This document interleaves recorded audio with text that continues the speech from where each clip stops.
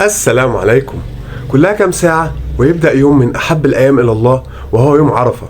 يوم عرفة ده يوم دعاء يا جماعة، عايزين ندعي بكل اللي نفسنا فيه، ندعي بالحاجات الممكنة والغير ممكنة. ربنا سبحانه وتعالى قادر على كل شيء، واليوم ده بالذات يوم بتتحقق فيه المعجزات وبتتحقق فيه الأماني. تمام، فاحنا عايزين ندعي ربنا سبحانه وتعالى بكل اللي نفسنا فيه.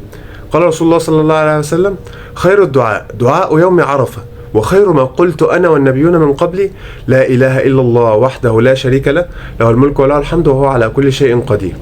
نفهم من كده إن الدعاء ده يعني ده دعاء يوم عرفة، مستحب ندعي بيه يوم عرفة، فعايزين نكتر منه بجانب الأدعية بقى بتاعتنا العادية بقى. يعني مش شرط تبقى دعواتنا كلها للآخرة، ممكن ندعي باللي احنا عايزينه في الدنيا عادي، وإن شاء الله ربنا يستجيب بإذن الله.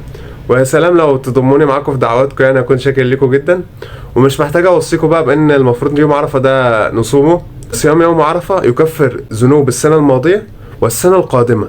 تخيل كده تصوم يوم واحد يغفر لك كل الذنوب اللي عملتها السنه اللي قبلها والسنه اللي بعدها. فسبحان الله، شوف كرم ربنا.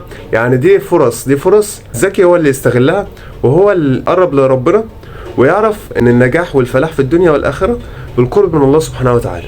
ربنا يجعلنا يا رب من الذاكرين الله كثيرا والذاكرات، ويكرمنا بالفردوس الاعلى من الجنه، ويغفر لنا كل ذنوبنا. واهم حاجه في نهايه الفيديو ما تنسوش تصلوا على النبي.